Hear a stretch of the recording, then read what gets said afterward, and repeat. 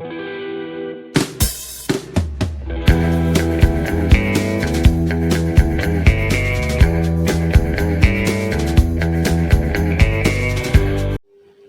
जी, मैं 10वीं जमात करके मैट्रिक पास करके नौकरी ते लगा सी Punjab agriculture university regional station Gurdaspur. सरकारी नौकरी होने करके नौकरी ड्यूटी भी मेरे को करनी पैंदी सी ते नाल ही मन का शौक सी कि मैं वध तो वध विद्यक पढ़ाई भी शुरू करा। 10वीं जमात करके मैट्रिक करके ते एग्रीकल्चर का डिप्लोमा करके 2 साल का तो मैं सरकारी नौकरी ते एग्रीकल्चर सब इंस्पैक्टर की पोस्ट ते पहला आरंभ में लगा सी। ड्यूटी भावें सख्त सी पर मन में शौक सी कि होर पढ़ना होर पढ़ाई करनी आ।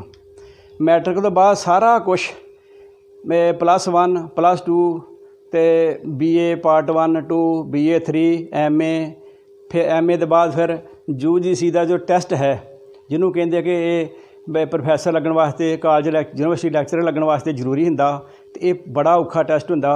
ये आम जान सधारण की पहुँच तो ये काफ़ी औखा कह लीए वो टेस्ट हुंदा। वो UGC का जो टेस्ट है एलिजिबिलिटी टेस्ट ऑफ लगन वास्ते असिस्टेंट प्रोफैसर या प्रोफैसर यूनिवर्सिटी में कॉलेज में वो गुरु साहब की कृपा नाल गुरु साहब ने मेरे को पहली बार ही पास करवा लिया। MA करने तो बाद वो टेस्ट मैं पहली बार ही पास कर लिया। मन में आया हुण MA भी पास कर ली आ ते टेस्ट भी पास कर लिया, हुण गांह की करा। घर में माता पिता अनपढ़ सीगे, कोई गाइड करने वाला नहीं सी, सरकारी नौकरी मैं करदा सी ते मैं सोचना चाहा कि इस तो तां होर किहड़ी पढ़ाई है जिहड़ी मैं चाहुंदा सी कि दुनिया की वध तो वध पढ़ाई जिहड़ी आ वो कर सकां। फिर मैं अब होर विद्वानां नूं पुछया, किसी ने मैनूं कहा कि तू MPhil कर, किसी ने कहा PhD सब तो उच्ची पढ़ाई आ वो कर। हुण MA दे विचों मेरे 59.5% सी, पर 60% तो अद्धा पॉइंट घट रह गया सी फस्ट डिवीजन तो MA चों। 59.5% मेरे MA चों नंबर सी ते 55% होण ते फिर वो MPhil च दाखला मिलदा जां PhD च दाखला मिलदा, ये तो घट नहीं सी मिलदा। हुण पता नहीं रूल की आ, उदों रूल ये सीगा ते मेरे नंबर काफ़ी सी ते मैं सोच साज के गुरु नानक देव यूनिवर्सिटी अमृतसर गया ते उत्थे जाके मैं हैड ऑफ पंजाबी डिपार्टमेंट मिलिया, शायद डॉक्टर करनैल सिंह थिंद सीगे उन्हां नूं। ਉਹਦੇ बाद डॉक्टर सतिंदर सिंह बने। डॉक्टर सतिंदर सिंह उस वेले जो मैं दोबारा गया दूजी बार डॉक्टर सतिंदर सिंह हैड सीगे, उन्होंने को मैं राय ली भी डॉक्टर साहब मैं PhD करनी चाहुंदा, MPhil करा कि PhD करा, हुण मैं की करा, मेरे आह नंबर ने इस तरह मैं पढ़िया। उन्होंने मैनूं राय दी कि MPhil करके फिर तां एक डिग्री PhD दी आ। ते मैं उन्होंने कहा जी कि MPhil करनी जरूरी आ PhD वास्ते। आंदे तेरी मर्जी आ कर जां ना कर, MA तेरे नंबर चंगे आ, सीधा PhD भी कर सकदा। मेरा हौसला वधिया, मैं जी किवें करनी पता नहीं सी। उन्होंने मैनूं सारा प्रोसीजर समझाया। मैं बड़ा धन्नवादी हाँ डॉक्टर करनैल सिंह थिंद का भी ते प्रोफैसर डॉक्टर सतिंदर सिंह का भी, डॉक्टर धर्म सिंह का भी GNDU दे जिन्हें मैनूं गाइड किया, डॉक्टर इकबाल कौर सौंद इन्हां गाइड किया भी तू PhD कर। मैं किवें करा? उन्हां कहा भी तू पहले दाखला फार्म भर, फिर प्रोजैक्ट लै भी तू की नवां काम करना चाहुंदा, पहला किहड़ा काम होया, हुण तू नवीं किहड़ी खोज करनी चाहुंदा ये सोच। मैं जी मैनूं किवें पता लगू? आंदे PhD दी सीस पए आ, लाइब्रेरी भरी पई आ रेयर सैक्शन यूनिवर्सिटी का, वो पढ़ वेख कि किन्ना काम होया ते अगे तू होर नवां की करेंगा, नवीं खोज किहड़ी करके देंगा।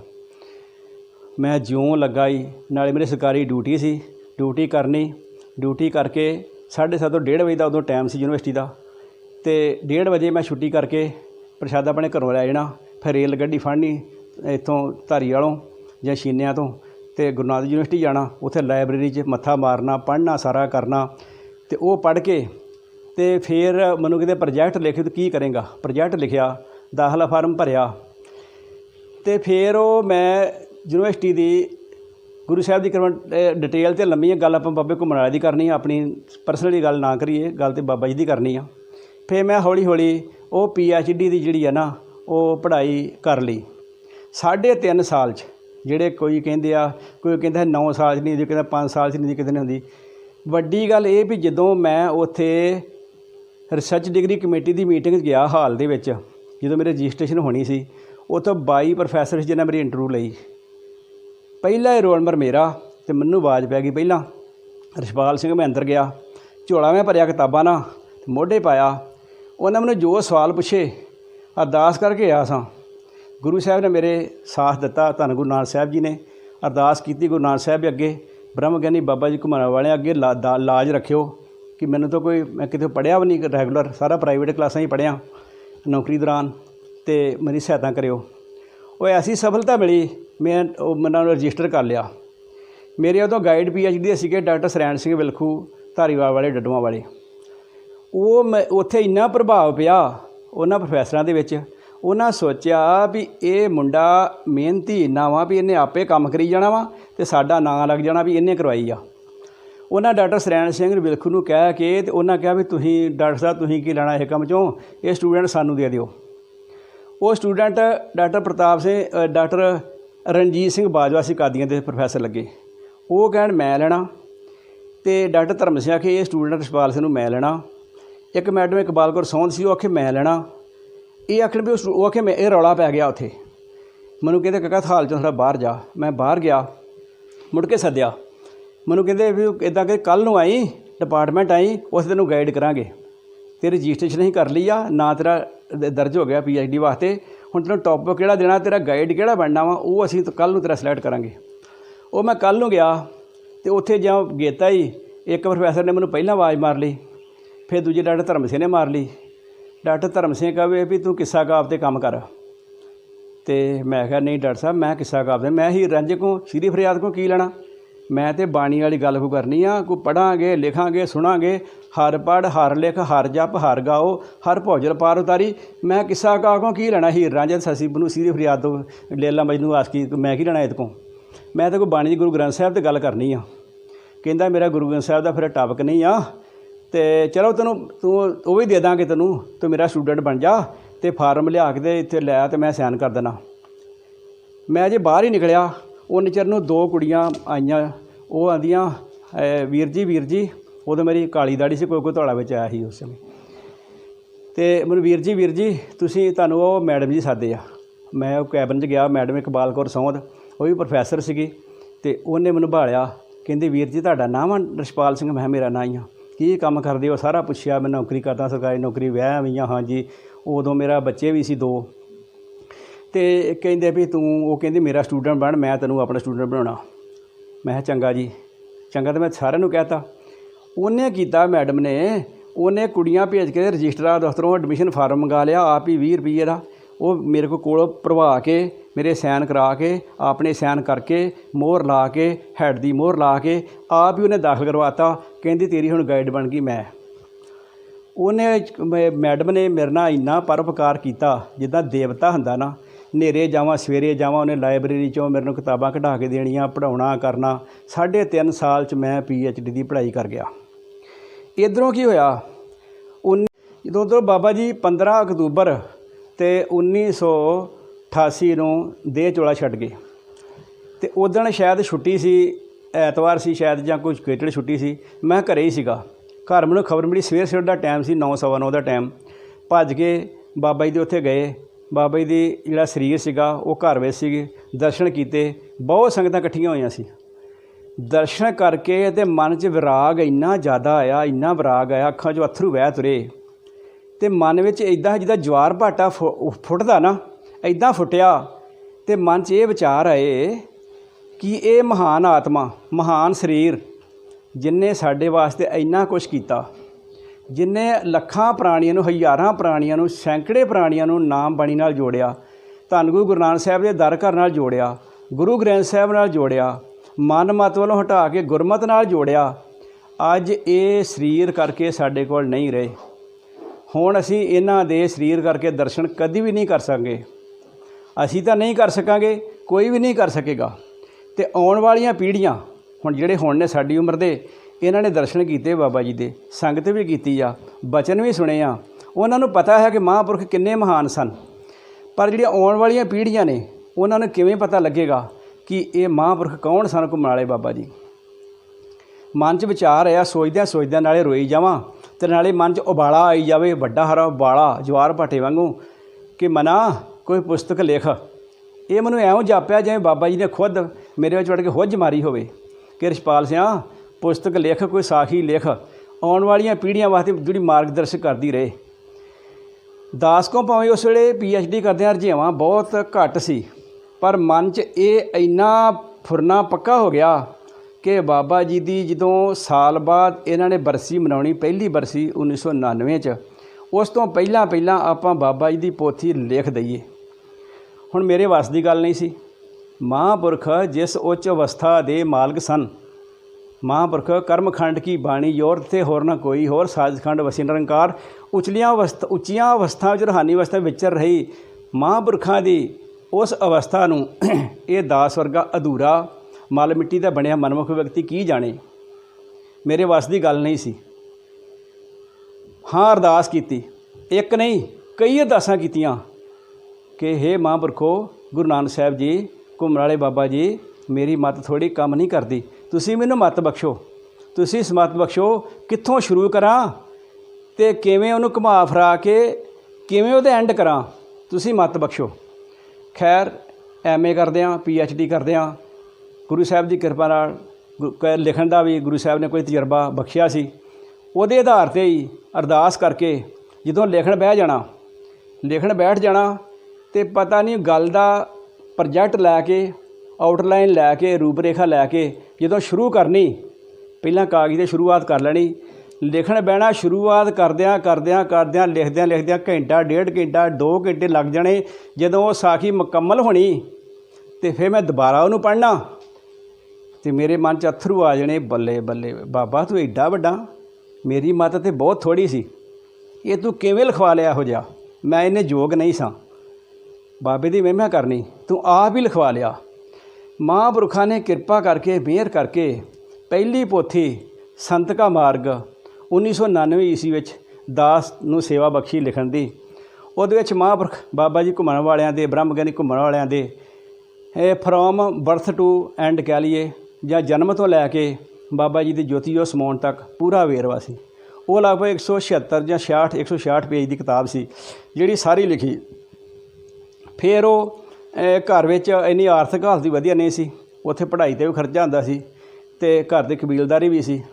ਹੌਲੀ ਔਖਿਆਂ ਸੌਖਿਆਂ ਹੋ ਕੇ ਉਹ ਕਿਤਾਬ ਛਪਵਾ ਲਈ ਅੰਮ੍ਰਿਤਸਰ ਤੋਂ, ਜਸਪਾਲ ਪ੍ਰਿੰਟਿੰਗ ਪ੍ਰੈਸ ਤੋਂ। 4000 ਦੀ ਗਿਣਤੀ ਵਿੱਚ ਉਹ ਕਿਤਾਬ ਜਿਹੜੀ ਆ ਉਹ ਛਪਾਈ। ਪਤਾ ਨਹੀਂ ਉਸ ਕਿਤਾਬ ਨੂੰ ਮਹਾਂਪੁਰਖਾਂ ਦੀ ਕਿਰਪਾ ਨਾਲ ਇੰਨਾ ਹੁਲਾਰਾ ਮਿਲਿਆ, ਲੋਕਾਂ ਨੇ ਇੰਨਾ ਮੈਨੂੰ ਉਤਸ਼ਾਹਿਤ ਕੀਤਾ, ਮੈਨੂੰ ਕੋਈ ਦੁਕਾਨ ਲਾ ਕੇ ਉਹ ਕਿਤਾਬ ਨਹੀਂ ਦੇਣੀ ਪਈ ਲੋਕਾਂ ਨੂੰ। 10 ਰੁਪਏ ਦੀ ਕਿਤਾਬ ਸੀ, ਦਾ ਮੁੱਲ 10 ਰੁਪਏ ਰੱਖਿਆ ਸੀ। ਉਹਦੇ 'ਤੇ ਮੇਰਾ ਕੋਈ 9.5 ਰੁਪਏ ਤਾਂ ਖਰਚਾ ਹੀ ਆ ਗਿਆ ਸੀ। 50 ਪੈਸੇ ਆਉਣ ਜਾਂ ਟਰਾਂਸਪੋਰਟਿੰਗ ਦਾ ਲਾਓ, ਆਪਾਂ ਕਮਾਈ ਕਰਨ ਵਾਸਤੇ ਨਹੀਂ ਸੀ ਉਹਦੀ ਕੋਈ ਭਾਵਨਾ ਹੈਗੀ। ਬਹੁਤ ਸਾਰੀਆਂ ਪੁਸਤਕਾਂ ਲਗਭਗ 200, 250, 400 ਪੁਸਤਕ ਮੁਫਤ ਹੀ 500 ਦੇ ਏੜ-ਗੇੜ ਉਸ ਜਿਹੜੇ ਗੁਰਮਤਿ ਪ੍ਰੇਮੀ ਬਾਬਾ ਜੀ ਦੇ ਸਾਡੇ ਨਾਲ ਪਾਠ ਕਰਦੇ ਸੀ ਜਾਂ ਬਾਬਾ ਜੀ ਦੀ ਸੰਗਤ ਆਉਣ ਵਾਲੇ, ਉਹ ਉੱਦਾਂ ਲੈ ਜਾਂਦੇ ਸੀ, ਆਪ ਹੀ ਦੇ ਦਿੰਦੇ ਸੀ ਜਾਂ ਗਿਫਟ ਸਮਝ ਕੇ, ਆਹ ਬਾਬਾ ਜੀ ਦੀ ਪੋਥੀ ਆਪਣੇ ਘਰ ਇਹ ਗਹਿਣਾ ਰੱਖੋ, ਵੇਲੇ ਵੇਲੇ ਵਰਤਿਆ ਕਰੋ, ਪੜ੍ਹਿਆ ਕਰੋ, ਯਾਦਗਾਰ ਰਹੂਗੀ, ਪੀੜ੍ਹੀਆਂ ਵਾਸਤੇ ਤਾਂ ਬੱਚੇ ਪੜ੍ਹਿਆ ਕਰਨਗੇ। ਉਹ ਪੋਥੀਆਂ 4000 ਦੀ ਗਿਣਤੀ, 4 ਜਾਂ ਥੋੜ੍ਹੀਆਂ ਨਹੀਂ ਹੁੰਦੀਆਂ, ਬਹੁਤ ਹੁੰਦੀਆਂ ਨੇ। ਉਹ ਲਗਭਗ 6 ਮਹੀਨੇ ਨਹੀਂ ਲੰਘੇ ਅਤੇ ਪੋਥੀਆਂ ਸਾਰੀਆਂ ਮੁੱਕ ਗਈਆਂ। ਉਹ ਪੋਥੀਆਂ ਮੈਨੂੰ ਕਈ ਵਾਰ ਫੋਨ ਆਉਣੇ, ਕਿਤੇ ਇੰਗਲੈਂਡ ਤੋਂ ਆਉਣੇ, ਕੋਈ ਅਮਰੀਕਾ ਤੋਂ ਆਉਣੇ, ਕੋਈ ਸਪੇਨ ਤੋਂ ਆਉਣੇ, ਚਿੱਠੀਆਂ ਆਉਣੀਆਂ। ਇੱਕ ਰਾਜਸਥਾਨ ਤੋਂ ਮੈਨੂੰ ਚਿੱਠੀ ਆਈ, ਖਤ ਸ਼ਾਇਦ ਅਜੇ ਮੈਂ ਸਾਂਭ ਕੇ ਰੱਖਿਆ ਹੋਏ। ਰਾਜਸਥਾਨ ਤੋਂ ਮੈਨੂੰ ਇੱਕ ਖਤ ਮਿਲਿਆ, ਖਤ ਸੀ ਪੋਸਟ ਕਾਰਡ, ਉਹਦੇ ਉੱਤੇ ਲਿਖਿਆ, ਮੈਂ ਡਿਊਟੀ 'ਤੇ ਸੀ ਗੁਰਦਾਸਪੁਰ ਯੂਨੀਵਰਸਿਟੀ 'ਚ ਡਿਊਟੀ, ਸਰਕਾਰੀ ਡਿਊਟੀ, ਉੱਥੇ ਡਾਕੀਆ ਦੇ ਗਿਆ। ਖਤ ਉੱਤੇ ਲਿਖਿਆ ਸੀ, ਮੈਨੂੰ ਅਜੇ ਹੈਰਾਨੀ ਆਉਂਦੀ ਆ, ਲਿਖਿਆ ਸੀ ਵੀ ਤੁਹਾਡੀ ਪੋਥੀ ਸੰਤ ਕਾ ਮਾਰਗ ਮੈਂ ਪੜ੍ਹੀ।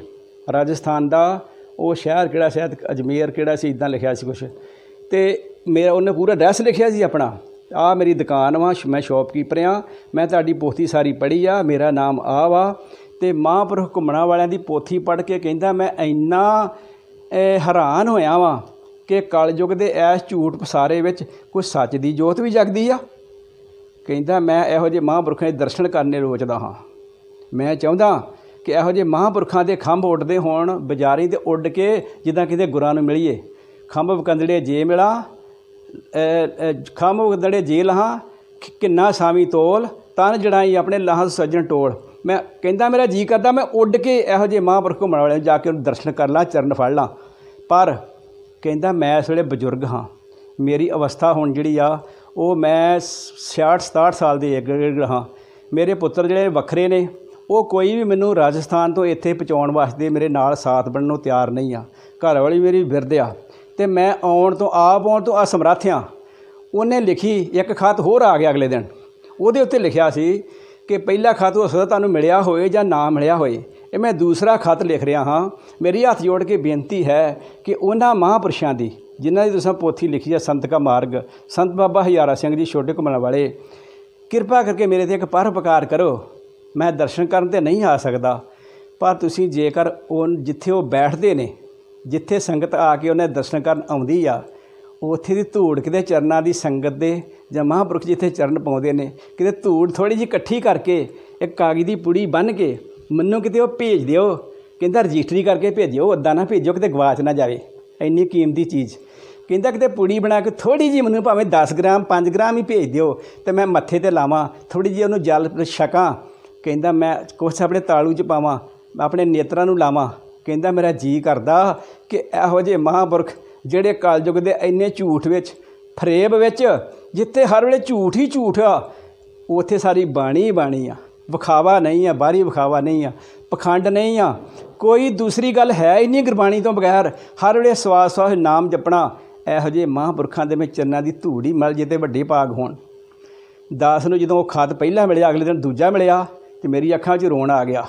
ਮੈਂ ਕਿਹਾ ਉਹ ਕੋਈ ਜਗ ਦੀ ਜੋਤ ਹੋਣੀ ਆ, ਕਿਸੇ ਪਿਛਲੇ ਜਨਮ ਦੀ ਚੰਗਾੜੀ ਮਗਦੀ ਹੋਏਗੀ, ਜਿਹਨੂੰ ਮਹਾਂਪੁਰਖਾਂ ਨੇ ਸੋਝੀ ਦਿੱਤੀ ਆ। ਕਿਤੇ ਜਿਸ ਨੂੰ ਤੂੰ ਜਣਾਏ ਸੋਈ ਜਨ ਜਾਣੈ, ਹਾਰ ਕਿਸੇ ਨੂੰ ਨਹੀਂ।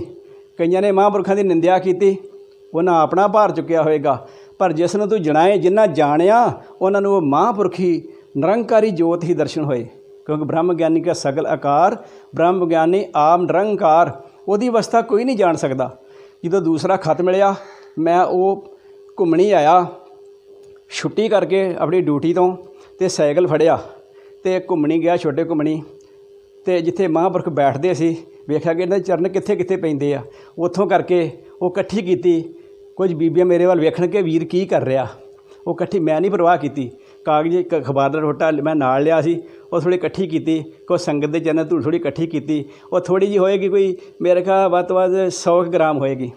ਕੁਛ ਮੈਂ ਆਪਣੇ ਘਰ ਰੱਖੀ, ਉਹਨੂੰ ਇੱਕ ਅਮੋਲਕ ਵਸਤੂ ਜਾਣ ਕੇ ਉਹ ਆਪਣੇ ਬੱਚਿਆਂ ਦੇ ਮੱਥਿਆਂ 'ਤੇ ਲਾਈ, ਸਾਰਿਆਂ ਦੇ, ਘਰਵਾਲੀ ਦੇ ਲਾਈ, ਆਪਣੇ ਲਾਈ, ਮੱਥੇ 'ਤੇ ਲਾਈ, ਅੱਖਾਂ ਨੂੰ ਲਾਈ।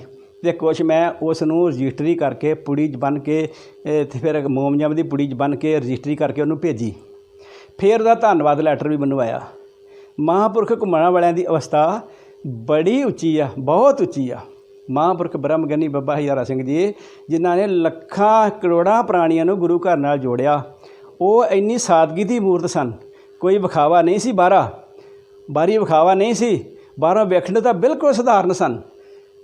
ਬਾਣੀ 'ਚ ਜਿਸ ਤਰ੍ਹਾਂ ਆਉਂਦਾ ਨਾ, ਜਿਨ ਪਾਟੇ ਅੰਦਰ ਬਾਹਰ ਗੁੱਦੜ, ਅੰਦਰੋਂ ਰੇਸ਼ਮ ਵਰਗੇ ਭਰੇ ਪਏ ਨੇ, ਨਾਮ ਬਾਣੀ ਦਾ ਰੰਗੇ ਨੇ।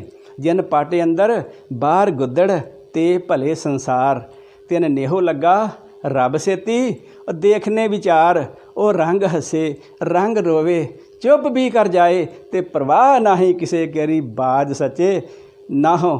ਉਹ ਕਿਸੇ ਦੀ ਪਰਵਾਹ ਨਹੀਂ ਕਰਦੇ ਮਹਾਂਪੁਰਖ, ਜਿਹੜੀ ਨੇ ਰੱਬ ਨਾਲ ਸਿੱਧੀ ਸਾਂਝਵਾ। ਜਿਨ੍ਹਾਂ ਦੁਨੀਆ ਦੀਆਂ ਬੁੱਤੀਆਂ ਕਰਨੀਆਂ, ਕਦੀ ਮੰਤਰੀਆਂ ਦੀ ਕੋਠੀ ਜਾ ਵੜੇ, ਕਦੀ ਮੰਤਰੀਆਂ ਨੂੰ ਜੀ ਕਰਕੇ ਮੈਨੂੰ ਜੀ ਗਨਮੈਨ ਚਾਹੀਦੇ ਆ, ਮੈਂ ਵੋਟਾਂ 'ਚ ਵਾਹਵਾ ਖੱਟਣੀ ਆ, ਮੈਂ ਮਾਇਆ ਲੈਣੀ ਆ, ਗਰਾਂਟਾਂ ਲੈਣੀਆਂ ਨੇ। ਕਾਹਦੇ ਸਾਧੂ ਨੇ ਜਿਨ੍ਹਾਂ ਗਨਮੈਨ ਰੱਖੇ ਨੇ, ਜਿਨ੍ਹਾਂ ਨੂੰ ਆਪ ਮੌਤ ਦਾ ਡਰ ਵਾ, ਉਹ ਕਾਹਦੇ ਸਾਧੂ ਨੇ। ਬਾਬਾ ਜੀ ਨੇ ਕਦੀ ਗਨਮੈਨ ਕੋਈ ਨਹੀਂ ਰੱਖਿਆ ਨਾ। ਸਾਦਗੀ ਦੀ ਮੂਰਤ, ਤੇਲ ਲੰਗੋਟਾ, ਸਾਦਾ ਜਿਹਾ ਕਮੀਜ਼, ਸਿਰ 'ਤੇ ਸਾਦਾ ਪਰਨਾ, ਪੈਰੀ ਲੱਕੀ ਜੁੱਤੀ ਚਮੜੇ ਦੀ, ਹੱਥ ਵਿੱਚ ਲੰਮੀ ਜੀ 6 ਫੁੱਟੀ ਡਾਂਗ, ਅਤੇ ਹਰ ਵੇਲੇ ਸਵਾਸ ਨਾਮ ਹੀ ਜਪਣਾ। ਜਦੋਂ ਵੇਖੋ ਨਾਮ ਹੀ ਜਪਣਾ। ਗੁਰਮੁਖ ਰੋਮ ਰੋਮ ਹਰ ਧਿਆਵੇ। ਗੁਰਮੁਖ ਦਾ ਹਰ ਵੇਲੇ ਅੱਠੇ ਪੈਰ ਨਾਮ ਹੀ ਜਪਦੇ ਰਹਿੰਦੇ ਸਨ। ਜਦੋਂ ਵੇਖੋ ਗੁਰਬਾਣੀ ਉਹਨਾਂ ਦੀ ਰਸਨਾ 'ਤੇ ਹੁੰਦੀ ਸੀ। ਗੁਰਮੁਖ ਸੁੱਤਿਆਂ ਵੀ ਨਾਮ ਜਪਦੇ ਰਹਿੰਦੇ ਆ। ਤੁਸੀਂ ਵੇਖ ਲਓ, ਆਮ ਕਹੋਗੇ ਸੁੱਤਿਆਂ ਕਿੱਦਾਂ ਨਾਮ ਜਪੀਦਾ, ਕਰਕੇ ਵੇਖੋ। ਗੱਲਾਂ ਨਹੀਂ, ਗੱਲਾਂ ਕਰਨ ਸਕੋਲੀਆਂ, ਪ੍ਰੈਕਟੀਕਲ ਗੱਲ ਹੋਰ ਹੁੰਦੀ ਆ। ਤੁਸੀਂ ਸ਼ਾਮ ਨੂੰ ਸੌਣ ਲੱਗਿਆਂ ਘੰਟਾ ਲਾਓ ਟਿਕਾ ਕੇ, ਵਾਹਿਗੁਰੂ ਵਾਹਿਗੁਰੂ ਵਾਹਿਗੁਰੂ ਵਾਹਿਗੁਰੂ ਵਾਹਿਗੁਰੂ ਵਾਹਿਗੁਰੂ ਵਾਹਿਗੁਰੂ ਵਾਹਿਗੁਰੂ ਕਰੋ 1000 ਦਬ ਕੇ। ਬਾਣੀ ਪੜ੍ਹੋ ਟਿਕਾ, ਮਨ ਟਿਕਾ ਕੇ ਬਾਣੀ ਪੜ੍ਹੋ, ਟਿਕਾ ਕੇ ਸੌਂ ਜਾਓ। ਨੀਂਦ ਵੀ ਗੂੜੀ ਆਊਗੀ। ਜਦੋਂ ਸਵੇਰੇ ਸਵਾਤੇ ਉੱਠੋਗੇ ਨਾ, ਤੁਹਾਡਾ ਮਨ ਵਾਹਿਗੁਰੂ ਵਾਹਿਗੁਰੂ ਕਰ ਰਿਹਾ, ਆਪਣੇ ਆਪ ਨਿਕਲੂਗੀ। ਸੁੱਤਿਆਂ ਵੀ ਤੁਹਾਡਾ ਚੱਲਣ ਡਿਆ ਪਿਆ। ਸੁੱਤਿਆਂ ਹਰ ਪ੍ਰਭ ਚੇਤ ਮਨ ਹਰ ਸਹਿਜ ਸਮਾਧ ਲਗਾਏ। ਸੁੱਤਿਆਂ ਵੀ ਨਾਮ ਜਪਦੇ, ਉਹਨਾਂ ਦਾ ਰੋਮ ਰੋਮ ਨਾਮ ਜਪਦਾ ਸੀ। ਜਿਹੜਾ ਉਹਨਾਂ ਦੀ ਸੰਗਤ ਕਰਦਾ ਸੀ ਨਾਮ ਜਪਣ ਲੱਗ ਪੈਂਦਾ ਸੀ। ਜਿਹੜਾ ਇੱਕ ਵਾਰੀ ਮਹਾਂਪੁਰਖਾਂ ਦੀ ਸੰਗਤ 'ਚ ਆਇਆ ਉਹਨਾਂ ਦਾ ਹੀ ਹੋ ਗਿਆ, ਉਹ ਨਾਮ ਵਾਲੀ ਨਾਲ ਜੁੜ ਗਿਆ, ਉਹ ਭੂਤਾਂ ਪ੍ਰੇਤਾਂ ਤੋਂ ਬਚ ਗਿਆ, ਮੜੀਆਂ 'ਤੇ ਜਾਣੋਂ ਬਚ ਗਿਆ, ਮਸਾਣਾ ਜਾਣੋਂ ਬਚ ਗਿਆ, ਪੱਥਰਾਂ ਨੂੰ ਮੱਥੇ ਟੇਕਣ ਤੋਂ ਬਚ ਗਿਆ, ਬਾਬੇ ਬੁੱਢ ਭਾਗ ਸਿੰਘ ਦੇ ਜਾਣੋਂ ਬਚ ਗਿਆ, ਦੇਵੀ ਦੀ ਜਾਣੋਂ ਬਚ ਗਿਆ, ਜਗਰਾਤਿਆਂ ਤੋਂ ਬਚ ਗਿਆ, ਸਿੱਧਾ ਜੁੜਿਆ ਅਤੇ ਗੁਰੂ ਗ੍ਰੰਥ ਸਾਹਿਬ ਨਾਲ ਜੁੜਿਆ। ਬਾਬਾ ਜੀ ਨੇ ਕਦੇ ਵੀ ਆਪਣੇ ਆਪ ਨੂੰ ਗੁਰੂ ਨਹੀਂ ਖਵਾਇਆ, ਮਹਾਂਪੁਰਖ ਨਹੀਂ ਖਵਾਇਆ, ਪੈਰਾਂ ਨੂੰ ਹੱਥ ਨਹੀਂ ਲਵਾਇਆ। ਕਹਿੰਦੇ ਤੁਹਾਡਾ ਗੁਰੂ ਗੁਰੂ ਗ੍ਰੰਥ ਸਾਹਿਬ, ਕਹਿੰਦੇ ਗੁਰੂ ਨਾਨਕ ਸਾਹਿਬ ਤੋਂ ਸਭ ਠਾਂ ਨੇ, ਸਭ ਤੋਂ ਵੱਡਾ ਸਤਿਗੁਰੂ ਨਾਨਕ। ਗੁਰਬਾਣੀ ਵਿੱਚ ਗੁਰੂ ਨਾਨਕ ਸਾਹਿਬ ਨੂੰ ਸਭ ਤੋਂ ਵੱਡਾ ਕਿਹਾ ਗਿਆ, ਅਤੇ ਸਭ ਤੋਂ ਵੱਡਾ ਉਹ ਹੁੰਦਾ ਵਾ ਜਿਹਦੇ ਤੋਂ ਵੱਡਾ ਹੋਰ ਕੋਈ ਹੈ ਹੀ ਨਹੀਂ। ਵੱਡਾ ਸਾਹਿਬ ਉੱਚਾ ਥਾਉ, ਉੱਚੇ ਉੱਪਰ ਉੱਚਾ ਨਾਉ, ਇਹ ਵੱਡ ਉੱਚਾ ਹੋਵੇ ਕੋਏ ਤੇ ਸੂਚੇ ਕੋ ਜਾਣੇ ਸੋਏ। ਉਹਦੇ ਵਰਗਾ ਐਡਾ ਉੱਚਾ ਕੋਈ ਹੋਵੇ ਅਤੇ ਫਿਰ ਕੋਈ ਉਹਦੀ ਅਵਸਥਾ ਦੱਸੇ ਅਤੇ ਫਿਰ ਕਹੀਏ ਕਿ ਉਹ ਐਡਾ ਵੱਡਾ ਹੈ। ਕਰਤੇ ਨੂੰ ਕਰਤਾ ਹੀ ਜਾਣ ਸਕਦਾ। ਉਹ ਗੁਰੂ ਨਾਨਕ ਜੋ ਵੱਡਾ ਹੈ ਉਹ ਵੱਡਾ ਹੀ ਹੈ, ਉਹਦੇ ਵਰਗਾ ਹੋਰ ਕੋਈ ਨਹੀਂ ਹੋ ਸਕਦਾ। ਬਾਬਾ ਜੀ ਨੇ ਕਹਿਣਾ ਗੁਰੂ ਨਾਨਕ ਸਾਹਿਬ ਤੁਹਾਡਾ ਗੁਰੂ ਆ, ਹੋਰ ਕਿਸੇ ਅੱਗੇ ਮੱਥਾ ਨਹੀਂ ਟੇਕਣਾ। 10 ਪਾਤਸ਼ਾਹੀਆਂ ਗੁਰੂ ਨਾਨਕ ਸਾਹਿਬ ਦਾ ਇਹ ਰੂਪ ਹਨ। ਜਿਹੜਾ ਬੰਦਾ ਗੁਰੂ ਨਾਨਕ ਗੁਰੂ ਗੋਬਿੰਦ ਸਿੰਘ ਵਿੱਚ ਰਤੀ ਭਰ ਵੀ ਫਰਕ ਸਮਝਦਾ ਉਹ ਗੁਰੂ ਦਾ ਸਿੱਖ ਹੀ ਨਹੀਂ ਹੈ। ਗੁਰੂ ਨਾਨਕ ਗੁਰੂ ਗੋਬਿੰਦ ਸਿੰਘ ਅਤੇ ਗੁਰੂ ਗ੍ਰੰਥ ਸਾਹਿਬ ਜੋਤ ਤੋਹਾ ਜੁਗਤ ਸਾਏ, ਸਹਿ ਕਾਇਆ ਫੇਰ ਪਲਟੀ ਹੈ, ਸਿਰਫ ਦੇਹ ਹੀ ਬਦਲੀ ਆ, ਚੋਲਾ ਹੀ ਬਦਲਿਆ ਵਾ, ਹੈ ਸਭ ਕੁਛ ਉਹੋ ਹੀ ਆ। ਮਹਾਂਪੁਰਖਾਂ ਨੇ ਆਪ ਜਪਿਆ, ਲੋਕਾਂ ਨੂੰ ਜਪਾਇਆ। ਮਹਾਂਪੁਰਖਾਂ ਦੇ ਡੇਰੇ ਵਿੱਚ ਜੋ ਵੀ ਆਉਂਦਾ ਉਹਨੂੰ ਉੱਥੇ ਸਵੇਰ ਤੋਂ ਅੰਮ੍ਰਿਤ ਵੇਲੇ ਤੋਂ ਹੀ, ਅੱਬਲ ਤੇ ਰਾਤ ਜਦੋਂ 12 ਵੱਜ ਜਾਂਦੇ ਸੀ ਜਪਜੀ ਸਾਹਿਬ ਉਸ ਵੇਲੇ ਸ਼ੁਰੂ ਹੋ ਜਾਂਦਾ ਸੀ। ਜਪਜੀ ਸਾਹਿਬ ਸ਼ੁਰੂ ਹੋਣਾ, ਇੱਕ ਨੇ ਪੜ੍ਹਨਾ, ਦੂਸਰੇ ਨੇ ਪੜ੍ਹਨਾ, ਫਿਰ ਤੀਸਰੇ ਨੇ ਪੜ੍ਹਨਾ, ਬਾਣੀ ਠਰਾ ਕੇ ਪੜ੍ਹਨੀ। ਇੱਕ ਵਾਰੀ ਦੀ ਗੱਲ ਮੈਨੂੰ ਯਾਦ ਆ ਗਈ, ਬਾਬਾ ਜੀ ਡੇਰੇ ਬੈਠੇ ਸਾਂ, ਮੈਨੂੰ ਕਹਿੰਦੇ ਹਾਂ ਵੀ ਕਿਆਲਿਆਂ ਵਾਲਿਆ ਤੂੰ ਸੁਣਾ ਜਪਜੀ ਪੜ੍ਹ, ਇਹਨੂੰ ਡਾਓ। ਅਤੇ ਮੇਰੇ ਤੋਂ ਪਹਿਲਾਂ ਗਿਆਨੀ ਜੱਸਾ ਸਿੰਘ ਛੋਟੇ ਘੁੰਮਣ ਵਾਲੇ ਜਪਜੀ ਪੜ੍ਹ ਰਹੇ ਸੀਗੇ, ਅਤੇ ਉਹਨਾਂ ਦਾ ਜਪਜੀ ਖਤਮ ਹੋ ਗਿਆ ਅਤੇ ਕਹਿ ਕਿਆਲਿਆਂ ਵਾਲੇ ਨੂੰ ਡਾਓ ਬਈ। ਮੈਨੂੰ ਜਪਜੀ ਸਾਹਿਬ ਪੜ੍ਹਨ ਡਾਤਾ। ਮੈਂ ਉਹ ਜਪਜੀ ਥੋੜ੍ਹੀ ਸਪੀਡ 'ਚ ਪੜ੍ਹਿਆ। ਬਾਬਾ ਜੀ ਠਰਾ ਕੇ ਜਪਜੀ ਪੜ੍ਹਦੇ ਸਨ ਅਤੇ ਪੜ੍ਹਾਉਂਦੇ ਸਨ, ਇੱਕ ਇੱਕ ਅੱਖਰ ਨਿਖੇੜ ਕੇ ਸਮਝ ਆ ਜਾਵੇ। ਅਤੇ ਮੈਂ ਜਿੱਦਾਂ ਆਮ ਰੂਟੀਨ ਸੀ ਉਹਦੇ ਨਾਲ ਥੋੜ੍ਹਾ ਜਿਹਾ ਤੇਜ਼ ਪੜ੍ਹਿਆ ਅਤੇ ਜਦੋਂ ਮੈਂ ਉੱਥੇ ਗਿਆ ਮੁੱਲ ਲਗਾਉਣ, ਜਦੋਂ 5ਵੀਂ ਪੌੜੀ 'ਤੇ ਗਿਆ ਅਤੇ ਬਾਬਾ ਜੀ ਕਹਿੰਦੇ ਹੋਰ ਕੋਈ ਪੜ੍ਹੋ ਬਈ। ਉਹ ਫਿਰ ਮੇਰੇ ਮਗਰੋਂ ਜਿਹਨੇ ਡਿਆ ਉਹ ਹੋਰ ਠਰਾ ਕੇ ਪੜ੍ਹਨ ਡਿਆ ਪਿਆ। ਬਾਬਾ ਜੀ ਨੇ ਮੈਨੂੰ ਤਾਂ ਨਹੀਂ ਕਿਹਾ, ਪਰ ਮੈਨੂੰ ਉਸ ਵੇਲੇ ਅਕਲ ਉਹਨਾਂ ਸਮਝਾ ਦਿੱਤੀ ਕਿ ਬੱਚੋ ਬਾਣੀ ਕਾਹਲੀ ਕਰਕੇ ਨਹੀਂ ਪੜ੍ਹਨੀ, ਬਾਣੀ ਠਰਾ ਕੇ ਬਾਣੀ ਸਵਾਦ ਲੈਣ ਲਈ ਹੈ, ਇਹ ਆਨੰਦ ਲੈਣ ਲਈ ਹੈ, ਇਹ ਫਾਹ ਮਕਾਉਣ ਲਈ ਨਹੀਂ ਕਿ ਫਟਾਫਟ ਜਪਜੀ ਪੜ੍ਹਿਆ ਅਤੇ ਵਿਹਲੇ। ਬਾਣੀ ਇਸ ਤਰ੍ਹਾਂ ਪੜ੍ਹੀ ਦੀ ਆ। ਇੱਕ ਆਪਣੀ ਹੋਰ ਚੇਤਾ ਆ ਗਿਆ, ਛੋਟੇ ਘੁੰਮਣ ਦੇ ਲਾਗੇ ਭੰਗਵਾ ਪਿੰਡ ਆ। ਭੰਗਵਾ ਪਿੰਡ 'ਤੇ ਬਾਬਾ ਜੀ ਭੰਗਵਾ ਪਿੰਡ ਤੋਂ ਨਾ ਉਰਾਂ ਨੂੰ ਆਉਣ ਡੇ ਛੋਟੇ ਘੁੰਮਣ ਵੱਲ ਨੂੰ, ਵਿੱਚੋਂ ਦੀ ਛੋਟਾ ਰਾਹ ਹੈਗਾ ਪਿਆ, ਹੁਣ ਪੱਕਾ ਬਣ ਗਿਆ। ਉੱਥੇ ਆ ਕੇ ਸਾਡੇ ਪਿੰਡ ਦੇ ਕਿਆਲਿਆਂ ਦੇ ਗਿਆਨੀ ਪਿਆਰਾ ਸਿੰਘ ਜੀ ਆ, ਉਹ ਸ਼ਬਦ ਪੜ੍ਹਨ ਡੇ ਸੀਗੇ। ਉਹਨਾਂ ਸ਼ਬਦ ਪੜ੍ਹਿਆ, ਫਿਰ ਗਿਆਨੀ ਜੱਸਾ ਸਿੰਘ ਨੇ ਪੜ੍ਹਿਆ ਅਤੇ ਫਿਰ ਨਾ ਮੈਂ ਵੀ ਨਾਲ ਧਾਰਨਾ ਲਾਈ। ਸਾਨੂੰ ਇੱਕ ਤੇਰੇ ਚਰਨਾਂ ਦਾ ਆਸਰਾ, ਹੋਰ ਆਸਰਾ ਨਾ ਕੋਈ। ਅਤੇ ਜਦੋਂ ਇੱਥੇ ਆਏ ਨਾ, ਬਾਹੇ ਜਿਨ੍ਹਾਂ ਦੀ ਪਕੜੀ ਹੈ ਸਿਰ ਦੀਜੈ ਬਾਹੇ ਨਾ ਛੋੜੀਐ। ਬਾਬਾ ਜੀ ਕਹਿੰਦੇ ਚਲੋ ਹੋਰ ਕੋਈ ਪੜ੍ਹੋ ਵੀ ਹੁਣ। ਬਾਹੇ ਜਿਨ੍ਹਾਂ ਦੀ ਪਕੜੀ ਹੈ ਸਿਰ ਦੀਜੈ ਬਾਹੇ ਨਾ ਛੋੜੀਐ। ਇੱਕ ਸੌਖੀ ਖੇਡ ਨਹੀਂ ਸੀ, ਬੜੀ ਔਖੀ ਖੇਡ ਹੈ। ਧੰਨ ਗੁਰੂ ਤੇਗ ਬਹਾਦਰ ਸਾਹਿਬ ਵਰਗਾ ਕਿਸੇ ਨੇ ਹੋ ਜਾਣਾ ਕਿਤੇ। ਜੋ ਬਚਨ ਕਰਤਾ ਉਹ ਪੂਰਾ ਕਰਨਾ। ਬਾਬਾ ਜੀ ਜੋ ਬਚਨ ਮੂੰਹ 'ਚੋਂ ਕਰਦੇ ਟੱਲ ਹੋ ਜਾਂਦਾ ਸੀ। ਸਵਾਸ ਨਾਮ ਜਪਣਾ, 8 ਪਹਿਰ ਗੁਰਬਾਣੀ ਚੱਲਣੀ। ਉੱਥੇ ਅੰਮ੍ਰਿਤ ਵੇਲੇ ਤੋਂ ਹੀ ਪੋਥੀਆਂ ਤੋਂ ਸਟੀਕ ਪੋਥੀਆਂ ਤੋਂ ਪਾਸ ਚੱਲਣਾ। ਕਦੀ ਜਪਜੀ ਸਾਹਿਬ, ਕਦੀ ਆਨੰਦ ਸਾਹਿਬ, ਕਦੀ ਚੌਪਈ ਸਾਹਿਬ, ਜਾਪ ਸਾਹਿਬ ਪਾਠ। ਬਾਬਾ ਜੀ ਉਰਦੂ ਦੇ ਗੁਟਕੇ ਤੋਂ ਆਪ ਕਰਦੇ ਹੁੰਦੇ ਸਨ। ਅਸੀਂ ਵੇਖਿਆ ਉਰਦੂ ਦਾ ਗੁਟਕਾ ਸੀ ਬਾਬਾ ਜੀ ਕੋਲ, ਉਹ ਆਪ ਪੜ੍ਹਦੇ ਹੁੰਦੇ ਸਨ। ਬਾਬਾ ਜੀ ਭਾਵੇਂ ਬਹੁਤਾ ਵਿਦਿਅਕ ਜਮਾਤਾਂ ਨਹੀਂ ਪੜ੍ਹੇ, ਪਰ 4 ਜਮਾਤਾਂ ਉਰਦੂ ਦੀਆਂ ਪੜ੍ਹੇ ਸੀਗੇ। ਵੱਡੇ ਘੁੰਮਣੀ ਪਿੰਡ ਵਿੱਚ ਮਸੀਤ ਸੀ, ਉਹਦੇ ਵਿੱਚੋਂ ਮੌਲਵੀ ਕੋ ਪੜ੍ਹਦੇ ਹੁੰਦੇ ਸੀ, ਉੱਥੋਂ ਪੜ੍ਹੇ ਸੀਗੇ। ਫਿਰ ਬਾਬਾ ਜੀ ਹੌਲੀ ਹੌਲੀ ਉਮਰ ਵੱਧਦੀ ਗਈ ਅਤੇ ਨਾਮ ਉਹ ਹਲ ਵਾਹੁੰਦਿਆਂ ਵੀ ਬਾਬਾ ਜੀ ਜਦੋਂ ਹਲ ਵੀ ਆਉਣਾ ਨਾ ਕਿਰਤ ਕਰਨੀ, ਅਤੇ ਉਹ ਡੰਗਰਾਂ 'ਤੇ ਵੀ ਇੰਨਾ ਤਰਸ ਕਰਦੇ ਸੀ, ਰਹਿਮ ਸੀ, ਦਇਆ ਅਤੇ ਉਹਨਾਂ ਦੇ ਮੱਝ ਕੁੱਟ ਕੇ ਭਰੀ ਸੀ। ਹਲ ਵੀ ਆਉਣਾ ਉਹਨਾਂ ਨੇ, ਅਤੇ ਉਹਨਾਂ ਨੇ ਪੁਰਾਣੀ ਨਹੀਂ ਰੱਖੀ ਹੁੰਦੀ ਡੰਡੇ ਵਾਲੀ, ਉਹਨਾਂ ਕੱਪੜੇ ਦਾ ਮੋਢਾ ਜਿਹਾ ਬਣਾ ਕੇ ਨਾ, ਕੱਪੜੇ ਦਾ ਕੋਟਲਾ ਸਵਾਕੀ ਜਿਵੇਂ ਰਾਤ ਆਈ ਜਿਹੜਾ ਫਿਰਦੇ ਆ, ਕੱਪੜੇ ਦਾ ਬਣਾ ਕੇ ਮੋਢਾ ਜਿਹਾ ਉਹ ਰੱਖਿਆ ਹੁੰਦਾ ਹੱਥ। ਜਦੋਂ ਪਸ਼ੂ ਨੂੰ ਹਿੱਕਣਾ ਅਤੇ ਉਹਦੇ ਨਾਲ ਹਿੱਕਣਾ, ਚੱਲ ਕਰਮ ਵਾਲਿਆ ਤੇਰਾ ਗੁਰੂ ਭਲਾ ਕਰੇ, ਇੱਦਾਂ ਕਹਿਣਾ। ਨਾਲੇ ਉਹਦੇ ਮਾਰਨਾ ਹੌਲੀ ਨਾ, ਚੱਲ ਕਰਮ ਵਾਲਿਆ ਗੁਰੂ ਤੇਰਾ ਭਲਾ ਕਰੇ, ਉਹਨੂੰ ਤੋਰਨਾ। ਅਤੇ ਨਾਲੇ ਬਾਬਾ ਜੀ ਨੇ ਕਹਿਣਾ ਡੰਗਰਾਂ ਵਿੱਚ ਵੀ ਉਹੀ ਖੁਦਾ ਵਾ ਜਿਹੜਾ ਸਾਡੇ ਵਿੱਚ ਵਾ। ਜੋਤਾ ਥੋੜ੍ਹਾ ਲਾਉਣਾ ਚਾਹੀਦਾ ਵਾ। ਇਹਨਾਂ ਨੂੰ ਵੀ ਸਮੇਂ ਨਾਲ ਪਾਣੀ ਪਿਆ ਲਓ, ਇਹਨਾਂ ਨੂੰ ਵੀ ਪੱਠੇ ਪਾਓ, ਢਿੱਡ ਭਰ ਕੇ ਇਹਨਾਂ ਨੂੰ ਖਵਾਲਿਆ ਕਰੋ। ਇਹਨਾਂ ਵਿੱਚ ਹੀ ਉਹੀ ਜੋਤ ਵਾ। ਬਾਬਾ ਜੀ ਐਡੇ ਰਹਿਮ ਦਿਲ ਸੀਗੇ। ਹੌਲੀ ਹੌਲੀ 1930 ਈਸਵੀ ਦੀ ਗੱਲ ਹੈ, ਮੈਂ ਜਦੋਂ ਦੀ ਗੱਲ ਕਰਨ ਲੱਗਾ 1930 ਦੀ, ਜਿੱਥੇ ਹੁਣ ਇਹੋ ਜਿਹੇ ਤਪ ਸਥਾਨ ਗੁਰਦੁਆਰਾ ਬਣਿਆ। ਇੱਥੇ ਇਸ ਤਰ੍ਹਾਂ ਨਹੀਂ ਸੀ ਪਹਿਲੀ ਪੋਜੀਸ਼ਨ। ਇੱਥੇ ਘੁਮਿਆਰਾਂ ਦੇ ਘਰ ਸੀਗੇ ਕੱਚੇ ਜੇ, ਅਤੇ ਵੀਰਾਨ ਥਾਂ ਪਿਆ ਸੀ। ਇੱਕ ਪਾਸੇ ਪਾਥੀਆਂ ਪਾਥਦੇ ਸੀ, ਇੱਕ ਬੰਨੇ ਇੱਕ ਛੋਟੀ ਜਿਹੀ ਉਹ ਕਬਰ ਜੀ ਬਣੀ ਸੀ, ਛੋਟੀ ਚਿੱਟੀ ਜੀ 2 ਕਬਰਾਂ ਬਣੀਆਂ ਸੀ, ਅਤੇ ਪਿੱਪਲ ਦੇ ਰੁੱਖ ਸੀਗੇ ਲਾਗੇ ਲਾਗੇ 2-3। ਅਤੇ ਹੌਲੀ ਹੌਲੀ ਬਾਬਾ ਜੀ ਨੇ ਉਹ ਘੁਮਿਆਰਾਂ ਵਾਲੇ ਘਰ ਉਹਨਾਂ ਨੇ ਦੇ ਦਿੱਤਾ। ਉਹ ਛੱਡ ਕੇ ਚਲੇ ਗਏ ਪਾਕਿਸਤਾਨ 'ਚ, ਬਾਹਰ ਚਲੇ ਗਏ। ਉੱਥੇ ਬਾਬਾ ਜੀ ਨੇ ਲਿਮ ਪੋਚ ਕਰਕੇ ਉਹਦੇ ਸਾਥੀਆਂ ਨੇ, ਬਾਪੂ ਨਗੀਨਾ ਸਿੰਘ, ਇੱਕ ਬਾਬਾ ਨਿੱਕਾ, ਅਤੇ ਹੋਰ ਸੀਗੇ, ਮੈਨੂੰ ਹੁਣ ਇੰਨੇ ਨਾਂ ਫਟਾਫਟ ਚੇਤੇ ਨਹੀਂ ਆਉਂਦੇ। ਇਹਨਾਂ ਸਾਰਿਆਂ ਮਿਲ ਕੇ ਥਾਂ ਪੋਚਾ ਕਰਕੇ ਉਹ ਥਾਂ ਬਹਿਣ ਦਾ ਬਣਾ ਲਿਆ। ਉੱਥੇ ਇਹਨਾਂ ਨੇ ਬਹਿ ਕੇ ਬੰਦਗੀ ਕਰਨੀ, ਨਾਮ ਸਿਮਰਨ ਦੇ ਅਭਿਆਸ ਕਰਨੇ, ਵੱਧ ਤੋਂ ਵੱਧ ਨਾਮ ਜਪਣਾ। ਵੀ ਕਿਹੜਾ ਜਪਦਾ, ਚੌਂਕੜਾ ਕਿਹਦਾ ਵੱਧ ਲੱਗਦਾ, ਅਤੇ ਸਭ ਤੋਂ ਵੱਧ ਚੌਂਕੜਾ ਬਾਬਾ ਜੀ ਘੁੰਮਣ ਵਾਲਿਆਂ ਦਾ ਲੱਗਦਾ ਹੁੰਦਾ ਸੀ। ਬਾਕੀ ਕਿਸੇ ਨੂੰ ਪਿਸ਼ਾਬ ਆ ਜਾਣਾ, ਕਿਸੇ ਨੇ ਉੱਠ ਕੇ ਪਰਾਂ ਚੱਲ ਜਾਣਾ, ਕਿਸੇ ਨੇ ਕਹਿਣਾ ਬਾਬਾ ਹੁਣ ਲੰਮੇ ਲੱਗ ਸਿੱਧਾ ਕਰਨ ਡਿਆ ਪੈਣਾ। ਪਰ ਉਹ ਇੱਕ ਅਭਿਆਸ ਕੇਂਦਰ ਸੀ, ਗੁਰਮਤਿ ਦਾ ਰੂਹਾਨੀ ਕੇਂਦਰ। ਫਿਰ ਬਾਣੀਆਂ ਪੜ੍ਹਨੀਆਂ, ਅਤੇ ਬਾਣੀ ਉੱਥੇ ਇੰਨੀ ਨਿਖੇੜ ਕੇ ਪੜ੍ਹਦੇ ਸੀ ਕਿ ਜੇ ਬਾਣੀ ਸਿੱਧੀ ਵੀ ਅੰਦਰ ਅਸਰ ਕਰਦੀ ਸੀ ਧੁਰ ਦਰਗਾਹੀ। ਇਸ ਤਰ੍ਹਾਂ ਨਹੀਂ ਫਟਾਫਟ ਪ੍ਰਭ ਕੈ ਸਿਮਰਨ ਗਰਭ ਨ ਵਸੇ, ਪ੍ਰਭ ਕੈ ਸਿਮਰਨ ਦੁਖ ਜਮ ਨਸੇ, ਇੱਦਾਂ ਨਹੀਂ, ਹੌਲੀ ਹੌਲੀ ਪੜ੍ਹਨਾ। ਪ੍ਰਭ ਕੈ ਸਿਮਰਨ ਗਰਭ ਨ ਬਸੈ, ਪ੍ਰਭ ਕੈ ਸਿਮਰਨ ਦੁਖ ਜਮ ਨਸੈ। ਇੱਕ ਇੱਕ ਗੱਲ ਨਿਖੇੜ ਕੇ ਪੜ੍ਹਦੇ ਸੀ। ਹੌਲੀ ਹੌਲੀ ਵੱਡੇ ਸੰਗਤ ਹੋਰ ਵਧਣ ਡੈ ਪਈ। ਅਤੇ ਜਿੰਨੇ ਆਉਣਾ ਦੁੱਖਾਂ ਵਾਲੇ, ਕੋਈ ਲੋੜਾਂ ਵਾਲੇ, ਕੋਈ ਪਦਾਰਥਾਂ ਵਾਲੇ, ਅਤੇ ਉਹਨਾਂ ਕਹਿਣਾ ਬਾਬਾ ਜੀ ਮੈਨੂੰ ਆਹ ਦੁੱਖ ਵਾ, ਮੇਰੀ ਧੀ ਦਾ ਦੁੱਖ ਵਾ, ਪੁੱਤ ਦਾ ਦੁੱਖ ਵਾ, ਕੋਈ ਆਹ ਚੀਜ਼ ਚਾਹੀਦੀ ਹੈ, ਨੌਕਰੀ ਚਾਹੀਦੀ ਮੁੰਡੇ ਨੂੰ। ਬਾਬਾ ਜੀ ਕਹਿੰਦੇ ਮੇਰੇ ਕੋਲ ਕੀ ਆ, ਸਭ ਕੁਝ ਗੁਰੂ ਨਾਨਕ ਸਾਹਿਬ ਦੇ ਦਰ ਘਰ ਕੋਲ ਵਾ। ਗੁਰਦੁਆਰੇ ਜਾਓ, ਗੁਰੂ ਗ੍ਰੰਥ ਸਾਹਿਬ ਜਿੰਦਾ ਗੁਰੂ ਆ, ਜਾਗਦਾ ਗੁਰੂ ਆ, ਉਹ ਸਭ ਦੀ ਸੁਣਦਾ ਵਾ। ਉਹਦੇ ਅੱਗੇ ਤਰਲਾ ਮਾਰੋ, ਜੋ ਤੁਸੀਂ ਆਪ ਤਰਲਾ ਮਾਰ ਸਕਦੇ ਹੋ ਉਹ ਹੋਰ ਕੋਈ ਨਹੀਂ ਮਾਰ ਸਕਦਾ। ਜਿੰਨੀ ਦਿਲ ਦੀ ਗੱਲ ਬਰੀਕੀ ਨਾਲ ਤੁਸੀਂ ਦੱਸ ਸਕਦੇ ਹੋ ਗੁਰੂ ਨੂੰ, ਉਹ ਹੋਰ ਨਹੀਂ ਕੋਈ ਦੱਸ ਸਕਦਾ। ਕਹਿੰਦੇ ਬਾਬਾ ਜੀ ਤੁਸੀਂ ਅਰਦਾਸ ਕਰ ਦਿਓ, ਤੁਸੀਂ ਕਹਿ ਦਿਓ। ਕਹਿੰਦੇ ਦ੍ਰੋਪਦੀ ਨੇ ਅਰਦਾਸ ਕਿਹਦੇ ਕੋਲ ਕਰਾਈ ਸੀ, ਉਹਦੀ ਅਰਦਾਸ ਕਿਹਨੇ ਕੀਤੀ ਸੀ? ਆਂਦੇ ਉਹਨੇ ਆਪਣੀ ਅਰਦਾਸ ਆਪ ਕੀਤੀ ਸੀ। ਤੁਸੀਂ ਆਪਣੀ ਅਰਦਾਸ ਆਪ ਕਰੋ।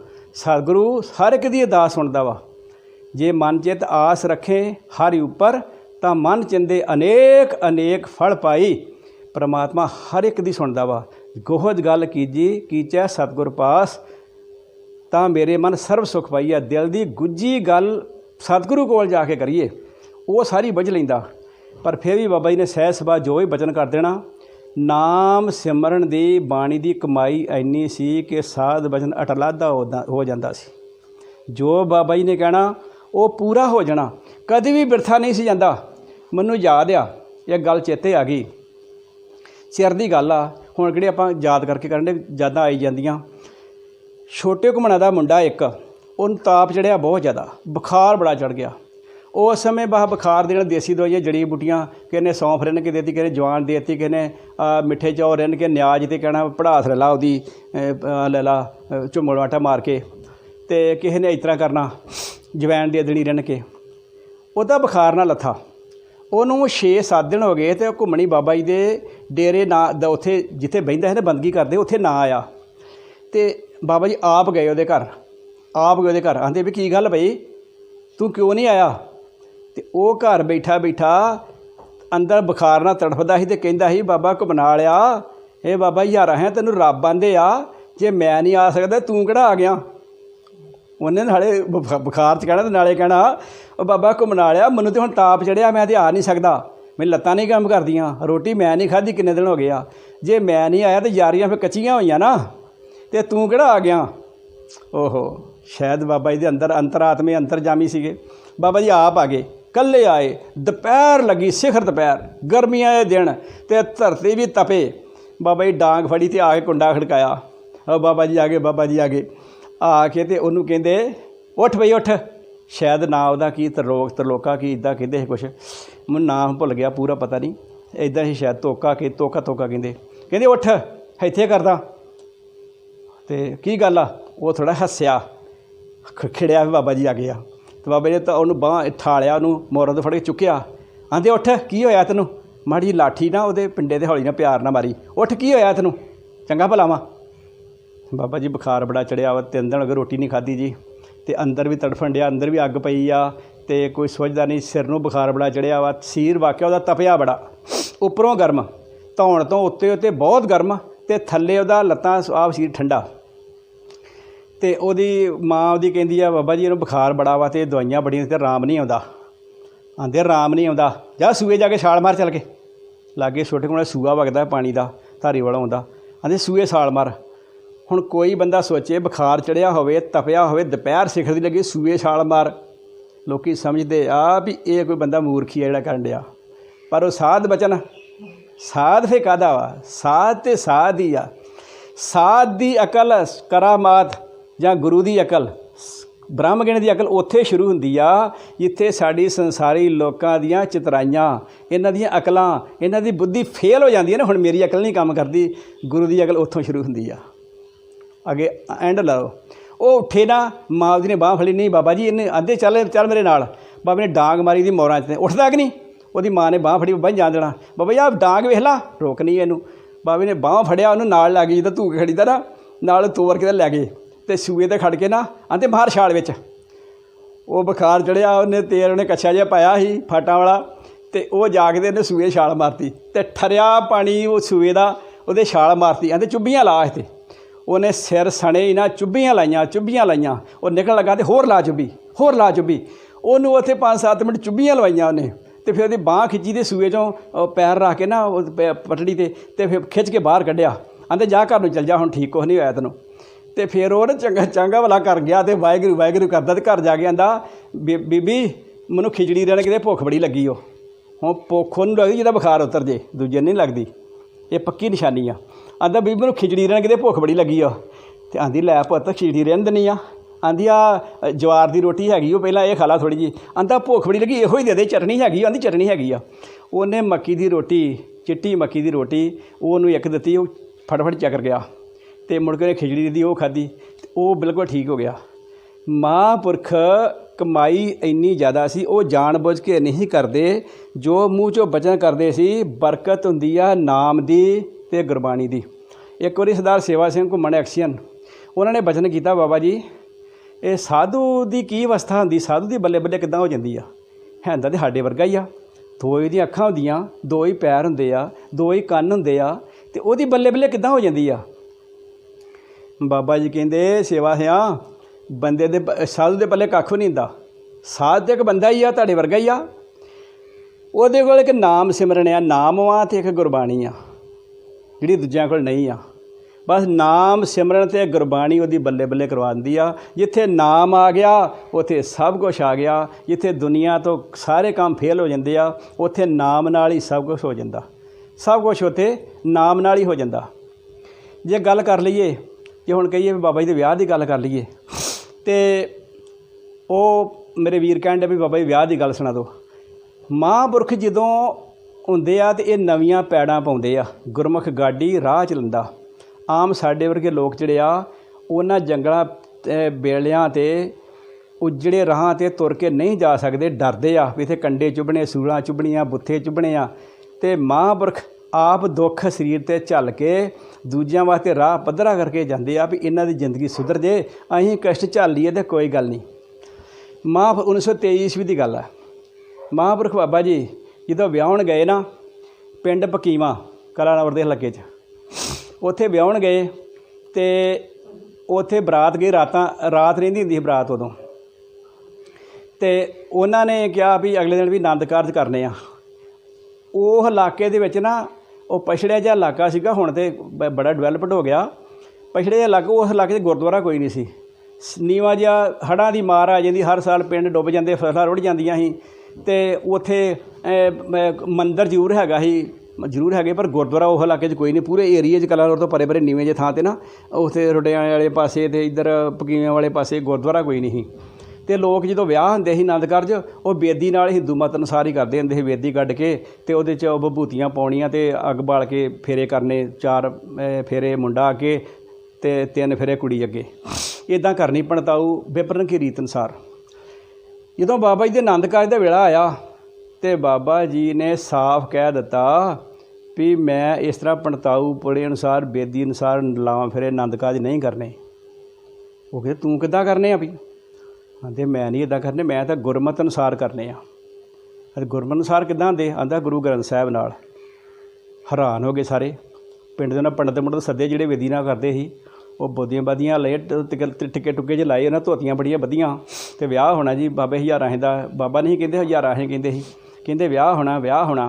तो सब दुनिया रिश्तेदार जांजी भी कट्ठे होए, पेके पुते धी वाले भी कट्ठे, सारे जांजी मांजी कट्ठे होए, पिंड सारा कट्ठा होया, लोग सारे कट्ठे होए तो लावां फेरे होण लगे। तो बाबा जी मैं नहीं करने, मन तो करने तो गुरु ग्रंथ साहिब नाल लावां फेरे मैं करने, मैं होर किसे ना करने। आंदे ये दुनिया इदां साडे प्यो दादे वड्डे इदां ने करदे आए, तूं हुण नवीं लीन चलाउण लगा।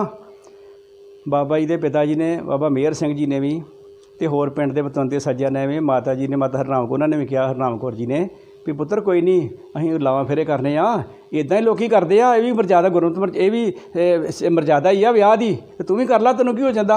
आपां झट करके अद्धा घंटा 15 मिनट लगने तो आपां विहले हो जाना, तो आपां कुड़ी नूं घर लै जाना वा माता अवतार कौर जी नूं। तो बाबा जी कहते नहीं मैं इदां नहीं करने, इदां नहीं करने। मैनूं वो गल चेते आ गई कि जिस तरह धन गुरु नानक साहिब जी जगत गुरु बाबा नानक बटाले धरती ते विआहण आए ना, उन्होंने भी वेदी नाल लावां फेरे करन तो नां कर दित्ती सी। उन्होंने भी कहा असीं नहीं करने।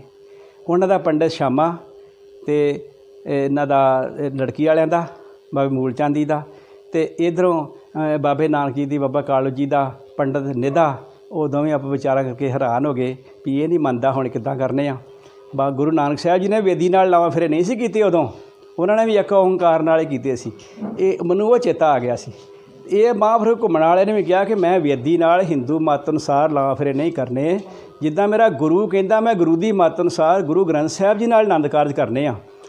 हुण वो कहंदे भी गुरु ग्रंथ साहिब तो इत्थे गुरुद्वारा कोई नहीं, कित्थों लियाइए? आंदे जित्थों मर्जी लाओ, मैनूं नहीं पता। उस वेले लग शा गुरुद्वारा कोई नहीं सी, ते डेरा बाबा नानक उत्थों मेरे ख्याल 10 किलो 12 किलोमीटर होना, 10-12 किलोमीटर उतों गुरुद्वारा सीगा डेरा बाबा नानक दा, उत्थे गुरुद्वारा गुरु ग्रंथ साहिब सीगा। फिर टांगे ते जाके कच्चा पिया सी, पक्की सड़क थोड़ी बनी सी, पक्की तो हुण किते बाद च बनियां, कच्चा पिया मैं घट्टा उड़दा। इन्हां ने जाके फिर घर वालियां ने डेरा बाबा नानक जाके उत्थों गुरु ग्रंथ साहिब दा सरूप लिआंदा, उत्थों लावां फेरे करन वास्ते ग्रंथी सिंह लिआंदे, उत्थों ही देग बना के लिआंदी गुरुद्वारे साहिब तो ही, वो नाल ही देग बना के नाल ही ग्रंथी सिंह लिआंदे, ते नाल ही इत्थे आके फिर वो पकीमे लिया के लावां फेरे होए, ते फिर बाबा जी वो विआह के अपने धर्म पत्नी श्री माता अवतार कौर जी नूं इत्थे लिआए। सो कहण दा भाव कि महापुरख जिहड़े आ ये नवीआं लीहां चलाउंदे आ, जिहड़ियां कि लोकां दा बाद च भला करदियां, आप भावें कष्ट उठाउंदे आ, वो दुनिया की अकल तो बाहर की गल हुंदी आ। एक बार मैनूं होर गल चेते आ गई। महापुरख बाबा जी ना ढेऊ साहब थल्ले बैठे ही, गुरुद्वारा ढेऊ साहब ना सूए दे उत्ते, ते उत्थे उहनूं ढेऊ साहब कहने, पहलां ढेऊ ही सीगा जिथे महापुरख बहन डै पे, ते धन सू गाँव धन सू थाऊं गुरमुख साधु गुरमुख पैर धरंदा, जिथे साधा ने पैर रखिया वो थां भी धन, वो पिंड भी धन, ते उत्थे ना बाबा जी बहिंदे ही। ते वो ढेऊ बाबा वड्डा सीगा, ते उत्थे संगत बहिंदी ही, आके लस्सी दा बाटा वरतदा ही, बाबा जी बाणी च करदे ही, नाम सिमरन दे अभ्यास चलदे ही, बाणी पढ़दे ही, संगतां जुड़दियां ही, बाणी पढ़दियां ही। एक दिन की गल आ, दास उत्थे बैठा ही, ते एक ना माता कहंदी आ बाबा जी आंदे की आनी आ? कहंदे आड़ा ढेऊ बाबा जी थल्ले बैठे आ, छां इहदी बड़ी आ, पर इहनूं ढेऊ कदी नहीं लगे।